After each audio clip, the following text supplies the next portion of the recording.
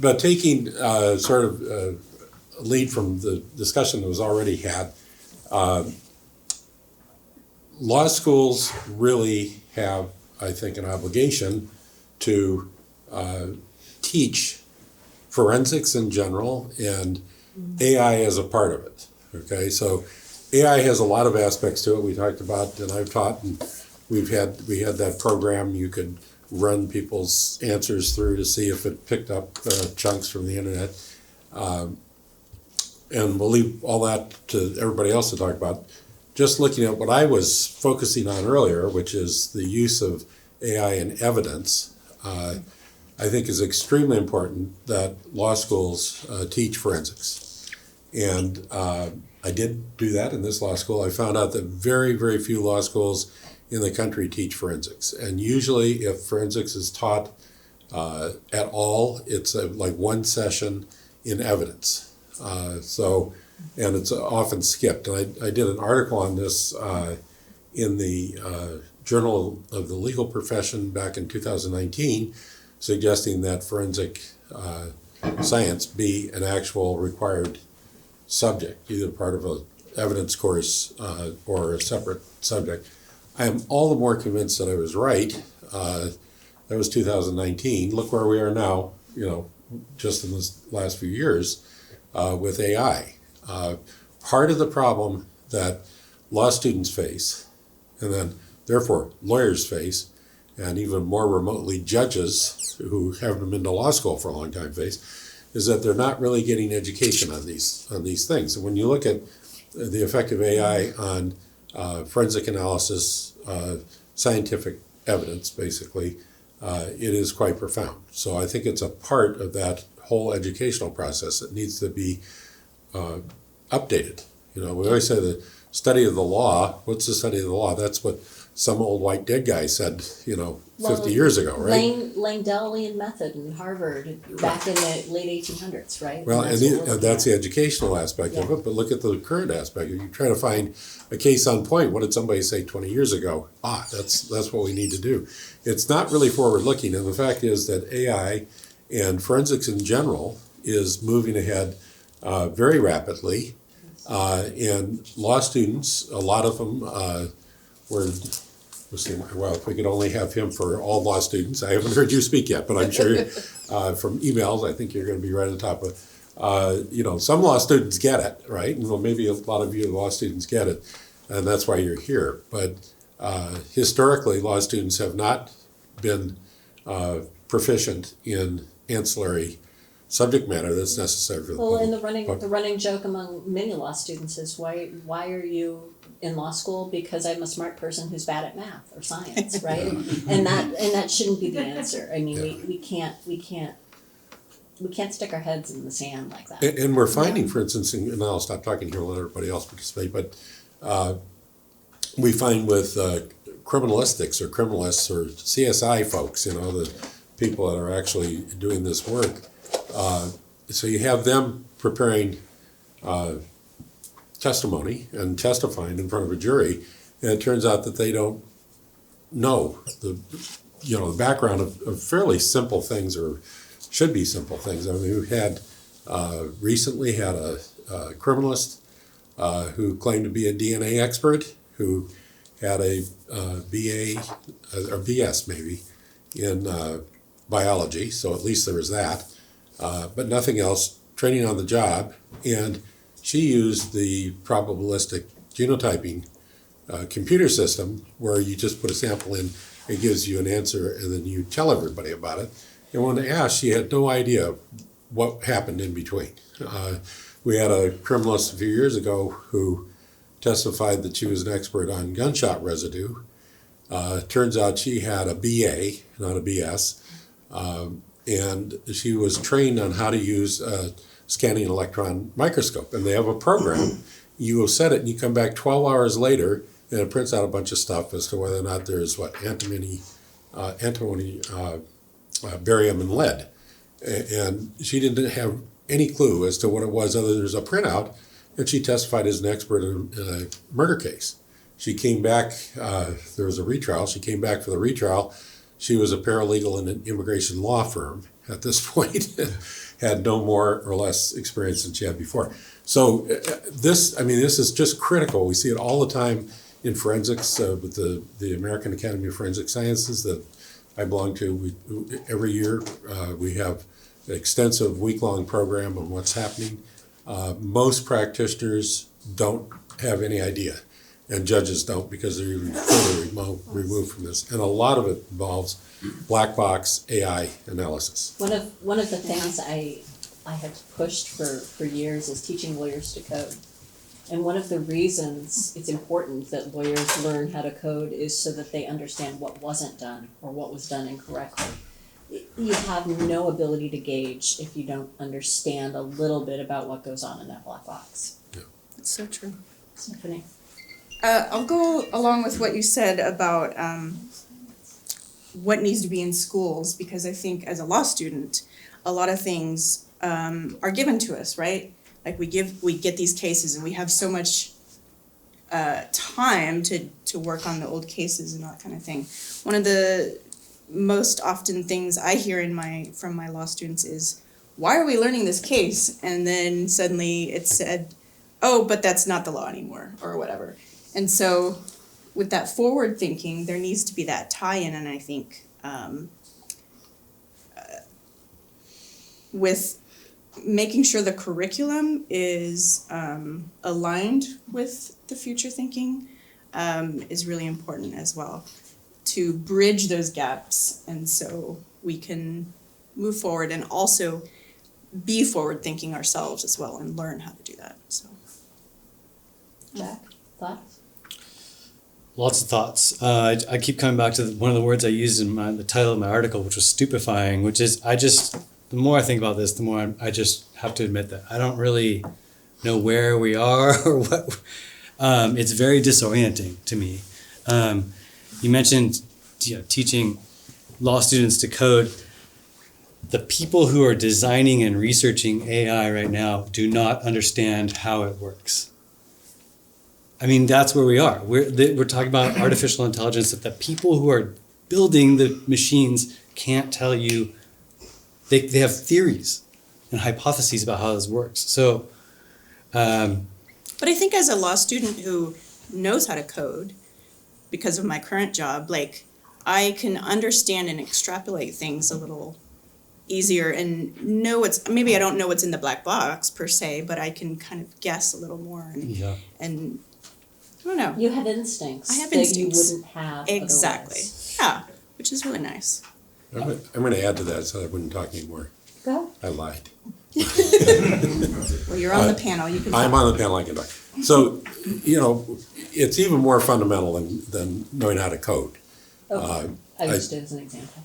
No. I think it's a good example. I think that is part of it. Who knows what's in the black box? And we have a lot of litigation over proprietary software.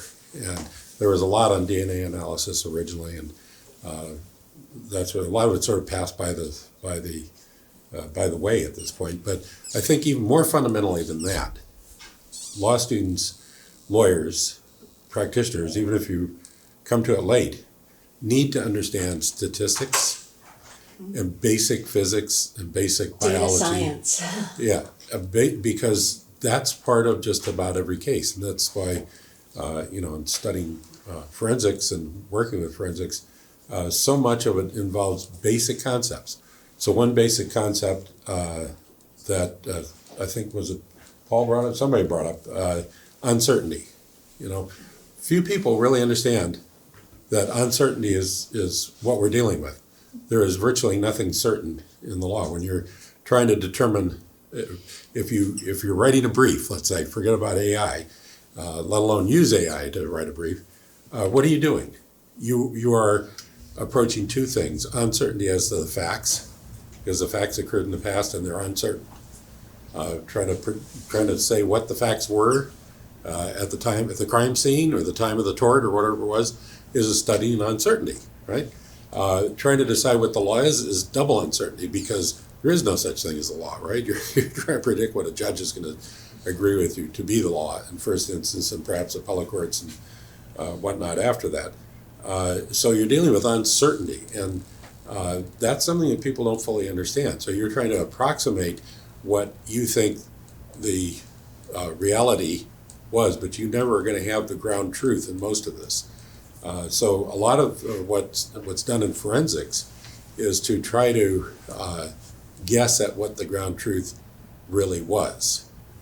And you've got to start with that proposition, because somebody, I think you mentioned Bayesian analysis. I mean, if you do Markov chain Bayesian analysis, whatever the formal title is, it's very common. You talk about the nodes, it's very complicated. Supercomputers going back and recognizing the various nodes of the various variables and determining the interrelationship of those variables and what effect they might have in various combinations. And it's best used scientifically to try to figure out something that you're, like the position of a particular star. And what do? Well, it's not there. Well, you adjust your variables until you find it. You go, now it works, okay?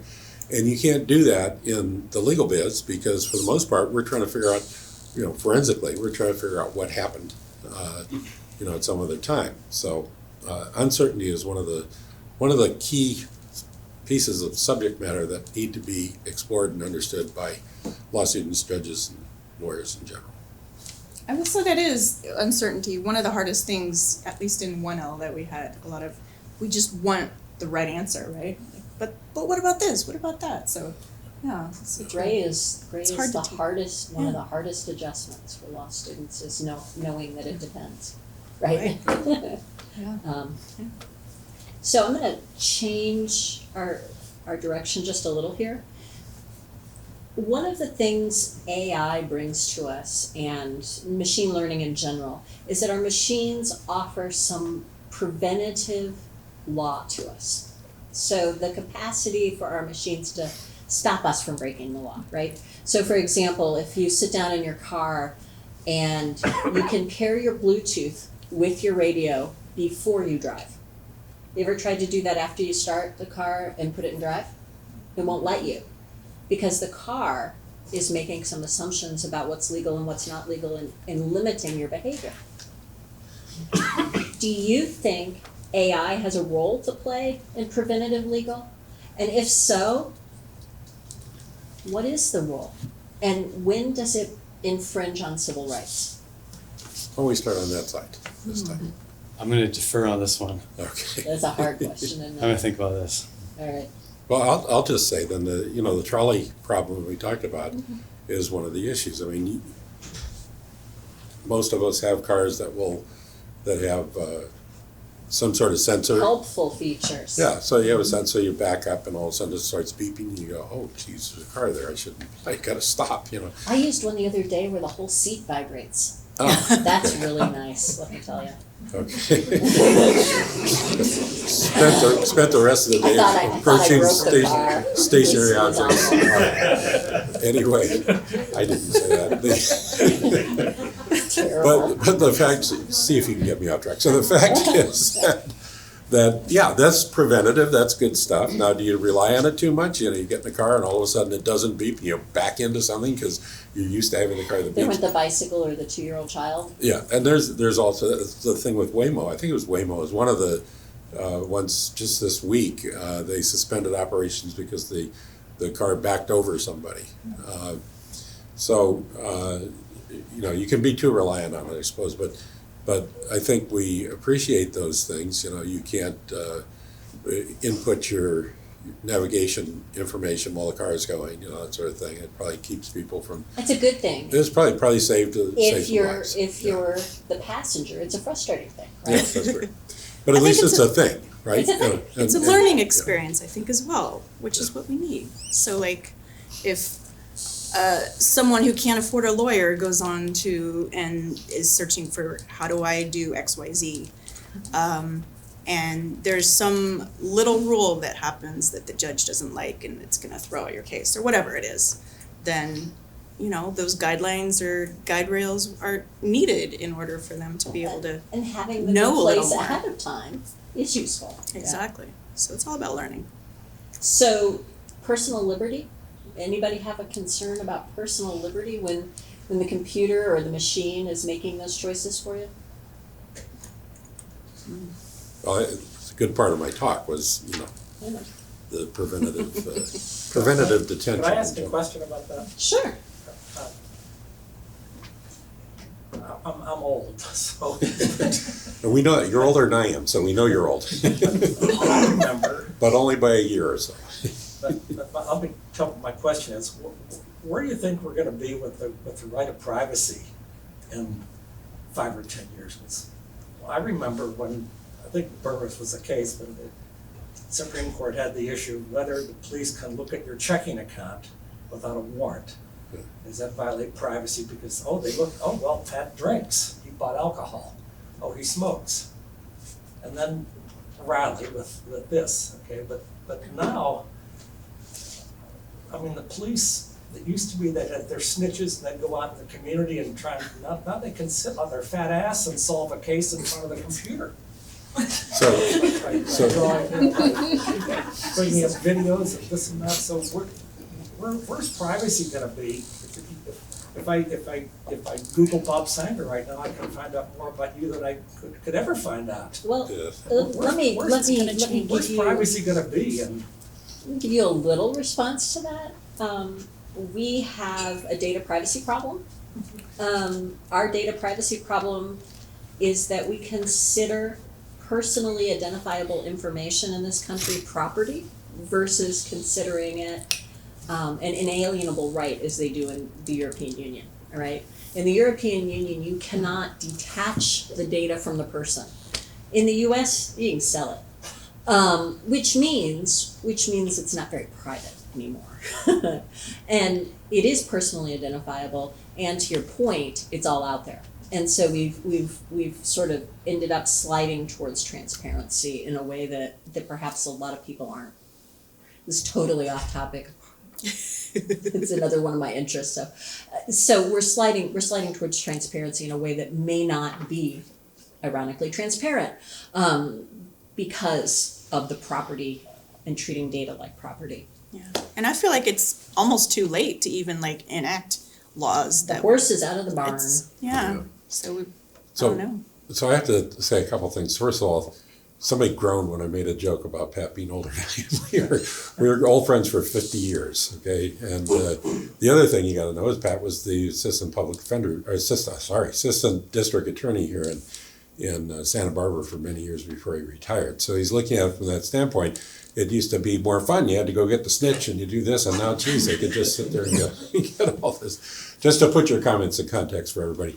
And that's true. I mean, it is true. They have the Electronic Communications Privacy Act, which theoretically keeps law enforcement from accessing the contents of your phone, even if they seized it lawfully without a warrant, but then they can get a warrant. And so pretty much everything is fair game. One of the things that struck me is years ago, I had a big federal case and it had to do with a general search. So we remember back in the history of the federal Constitution that general searches were a problem. That the British could come in and just get anything they wanted out of your house, and so we have this new country. We're not going to do that, so we're not going to have general searches, bills of attainder, and all that sort of thing, right?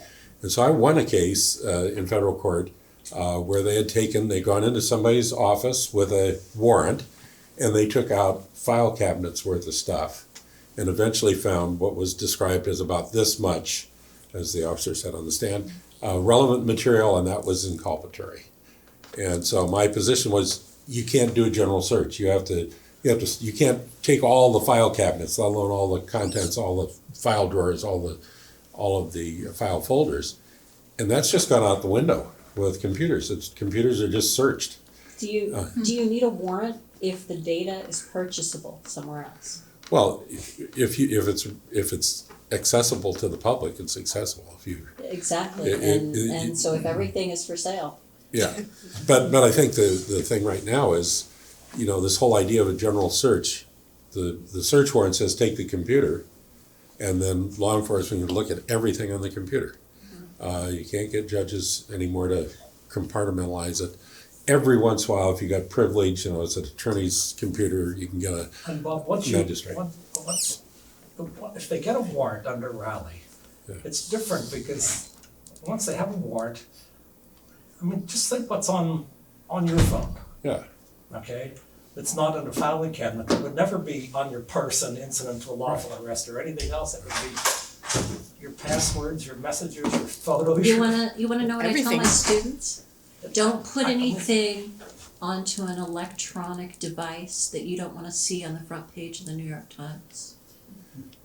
that's probably that. The other problem we have is with privacy, so I think that was the original question, is the facial recognition deal, and you got electronic license plate readers where I think they've got one down in Santa Barbara, don't they?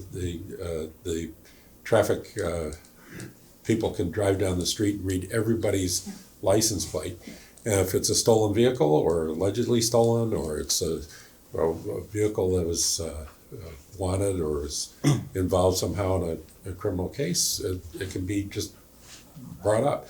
That's it. It's about 2 weeks ago, there was it was in Chicago. The person of interest was the two dead babies in a car. They put the plate on the license plate reader. They found it in Oklahoma, which is twice the distance between Budapest and Warsaw. And that's how they caught the guy. Yeah. Well, that's why I'm asking about it. I just can foresee there not being a right of privacy anymore because But I'd say it's eroded. I also For sure. agree with Dean Eicks that basically, yeah, we can rant and rave about it, but I mean, you better just figure you're out there no matter whether you like it or not.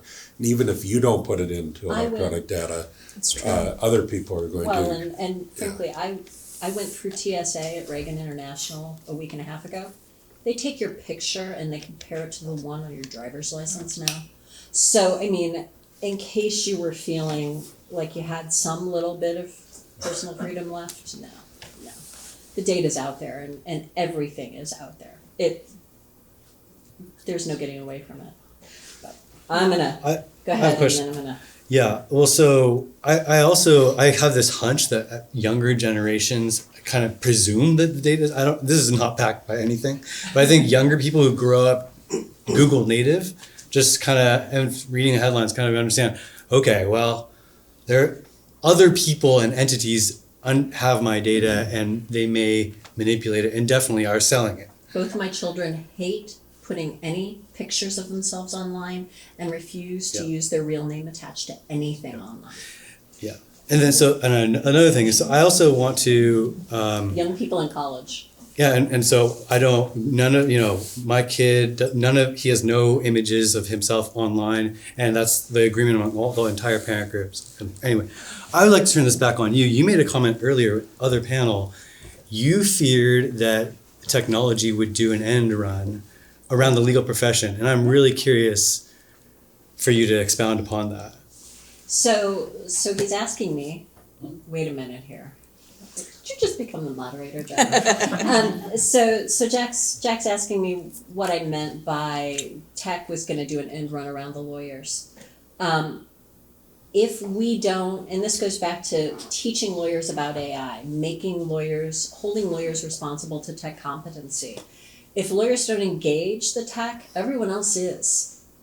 And these strictures we've created about unauthorized practice law and things of that nature, they're not going to save the profession. They're not going to gatekeep. ChatGPT passed the bar, for God's sake. So what do we have left?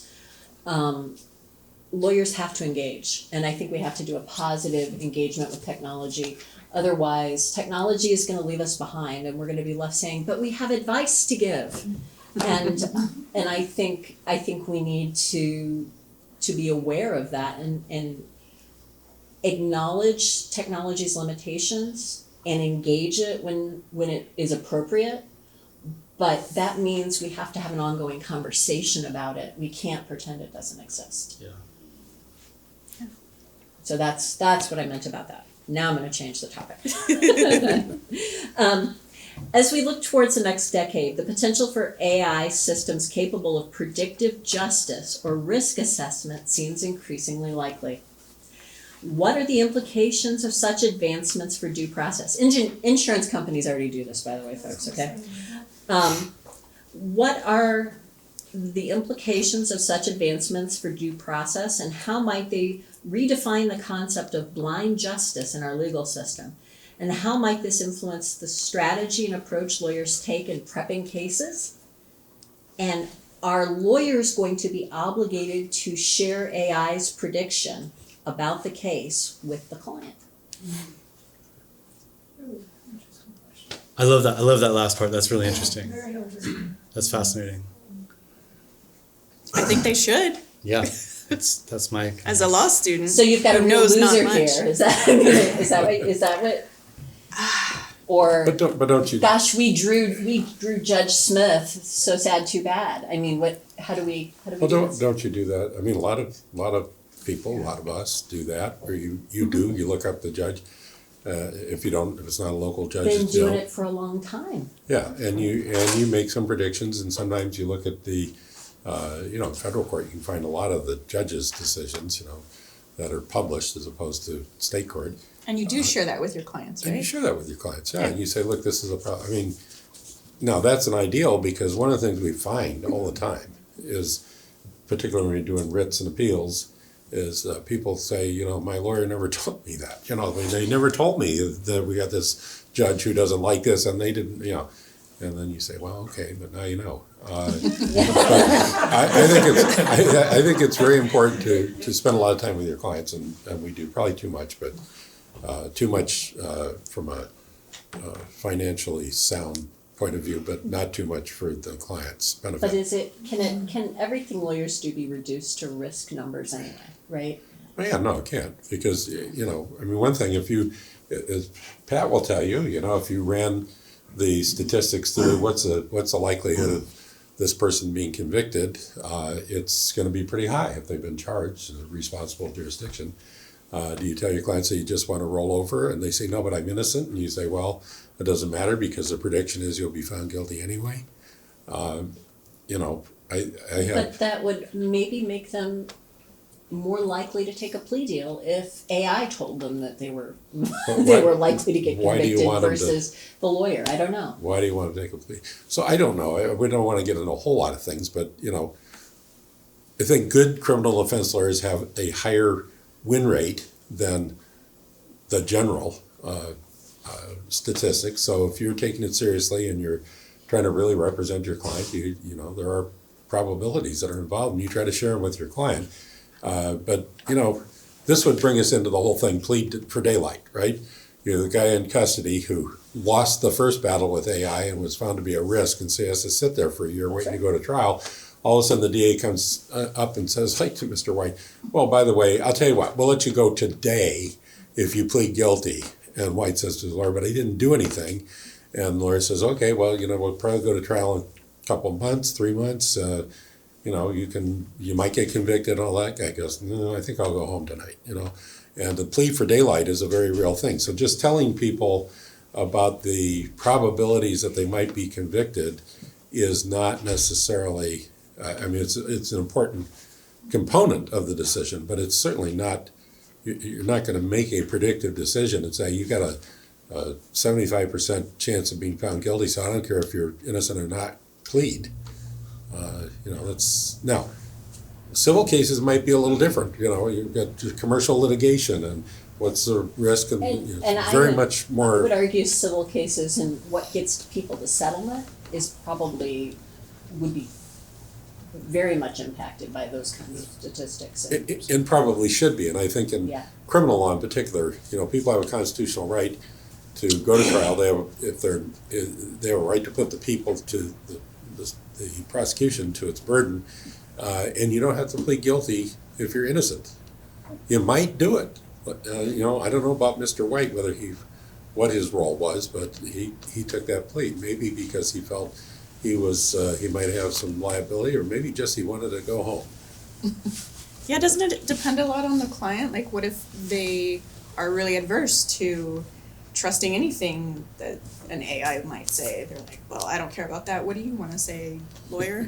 Kind of thing. So maybe that has a lot of play into it as well. And there's another problem out there. There's something called technological due process. And it's what happens, particularly in administrative courts, where the machine is basically governing the outcome and the decision that's made on an application for aid or whatever it is. And Danielle Citron wrote this great article about technological due process, because what happens is a coder makes a mistake in the machine and you end up with a bunch of bad outcomes. The example she uses is applications for WIC in the state of California. Somebody decided that pregnant women couldn't have WIC and made that part of it, and there was no way to appeal that. For 2 years, pregnant women in California did not get WIC because the computer said it was so, and there was no administrative remedy built in. There's no zipper in the system. There's no way to see the person in the black robe, and that's a problem. That is a problem. It's a big problem. We had in Santa Barbara, we had a jury system that relied on 6% of the jury eligible population to do all of the juror service.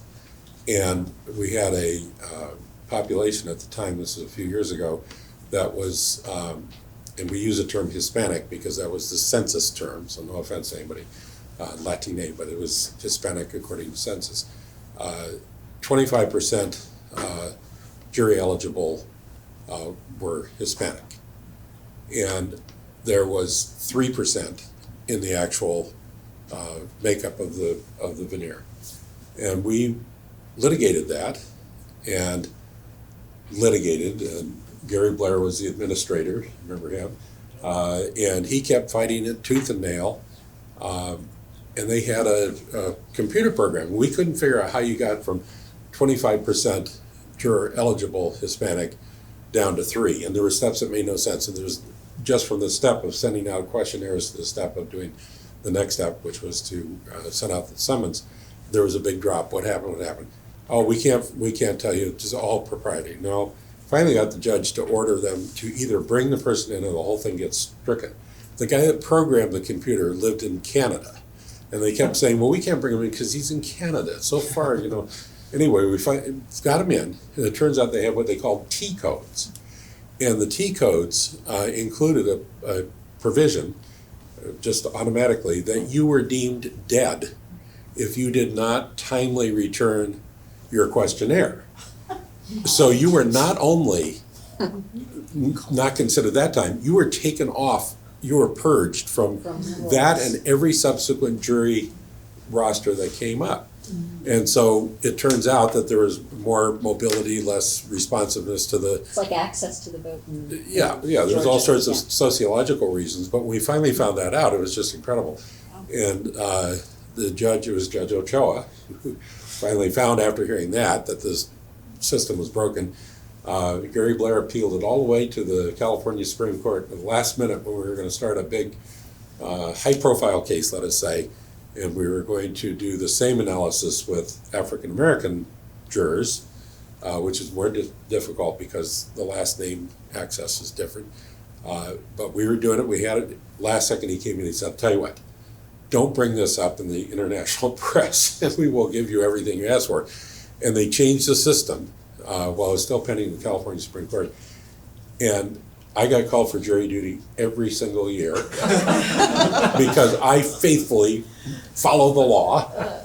Judge Ochoa said he hadn't been called for 17 years, and that's because apparently 17 years ago he just didn't turn his thing back in on time. So he's dead. And the whole jury composition in Santa Barbara changed dramatically as a result of that. Wow. It needs to be re-examined. Any of you want have some spare time now for other reasons, but that's an example of computers, artificial intelligence. So we've that, had great panelists today, everyone. Are there any questions you may have of this panel that you'd like to ask them, Massimo? I have a question. It's and a comment from the back to privacy. So the EU has a right to be forgotten, right? Mhm. And California is the only state that has a similar right. It's like a kind of a Sort of similar. sort of We've- similar, right? So, Yeah, so, like for instance, if you delete your Facebook here, they're supposed to actually delete it. Whereas they could just keep it on a server maybe in another state, but it's a little more complicated than that. Anyways, do you think that with privacy and with AI, there should be a right to be forgotten? Or what are the pros maybe? What are some of the cons to telling a company you have to delete this information about me that you got from the internet? Is it free game, or is it important to allow should we have that right in all 50 states? What do you think? it's the pretend you didn't really see that. Yeah. kind And of that you thing. didn't download it yourself somewhere and print it out. It's multiple Well, let's say copies. it's your profile, so it's a little more personal. Hey, this is my profile. Yeah. Get rid of it. So I'm gonna take your approach, Massimo, which is to say, I don't know that there's much you can do about it, but I think that, and I'll also, somebody else's approach, that I'm turning 75 shortly, so I'm gonna have limited ectoplasm to deal with this in the future. So it's all up to you all out there to fight about this and try to do something about it, because we should have a right of privacy. As law students, what do you think we should do? Well, I think you gotta study it and you gotta, look at legislation, look at litigation, do what lawyers do and try to tighten things up best you can. Yeah. Wow. And study it first. big job. Where did Dina go? She left. But, oh no, she did laugh. She did leave, yeah. So I have had personal experience with that, asking for them to delete the information on my, because there's like My Peak or something, Peekaboo or different sites that would list my address, my age, my family members. So I did. I went in there and I asked them to delete my information on Google searches because I felt like I was at risk. Like I just felt I had an imminent risk of being stalked by somebody. And they did. They removed 2 of my profiles, so I'm not very searchable, so now. So, And it's That was- great that they did that. however, I don't know if it's completely removed. It's really hard, right? Right, delete for some of these companies is checking the box that says visible or unchecking the box that says visible. So that may not show up anymore, but it's still part of their data, right? And so the delete has different meanings depending. And, in California, if you had a business purpose for that information and that person gave you permission to use it for that business purpose and the business purpose isn't complete, then you can retain, right? So you've got some other things. Again, it requires a really careful reading of the law and the impact of the law on the different pieces. Yeah. Coming from a slightly, I guess, more optimistic, Yay, optimism. a lot of the things that we've talked today about AI doing is things that larger entities and firms have been doing. Like for instance, when you're talking about running simulations about how you think a civil case is going to turn out. Well, big firms do that all the time with focus groups and whatever. It's just you had to pay a bunch of people to sit in a room and listen to your case. Whereas now, aren't we just downsizing that so that average firms have access? So isn't this So like, it's a little bit of democratization. isn't it a democratization of resources? And isn't it possible that this is a good thing and not a scary thing? Yes, absolutely. I'm So- actually pretty excited about it as a law student and also digging in and really understanding it more and what I can do for the future. I think it's great. So, yeah. Well, I do think that the way it works in the world largely and in this country in particular is that the more money and more power you have, the more you're going to be able to co-opt the various resources, and that's always been happening. I mean, we spent a lot of time going up against the big class action against the federal government in one case, for instance, and we've had a lot of cases we've gone up against the government, we've gone up against big law firms. They're always going to be able to try to outdo you. We had just not AI at all. We had one big case where with a big firm on the other side, and I think we had 6 lawyers in our office at the time, maybe 5. And they did the typical thing. They set depositions all around the country in Oklahoma, Austin, Texas, and Massachusetts, and they set them, and so we sat there, we go, well, we probably said another word, but screw them. We said, okay, we're just gonna appear, we're just gonna do it. So we got all our calendars together and figured out how to do it, covered some court appearances, and we went to the four corners of the country and we did the depositions and eventually settled the case for, you know, a reasonable amount of money. But, you know, that's the challenge, you know, small firms are fighting this, and I see it with AI just as with anything else. They're gonna co-opt the resources. There's always gonna be the more expensive program that the big firms can afford that the smaller firms can't, and it's a form of economic inequality. I'd say But you gotta do it. Bob's vision is my fear, and your vision is my hope. Yeah, exactly. And without further ado, I'd like to thank everyone for joining us today, and thank our speakers. And I, again, would be remiss if I didn't give Bob credit for bringing this to our attention in the first place, and it was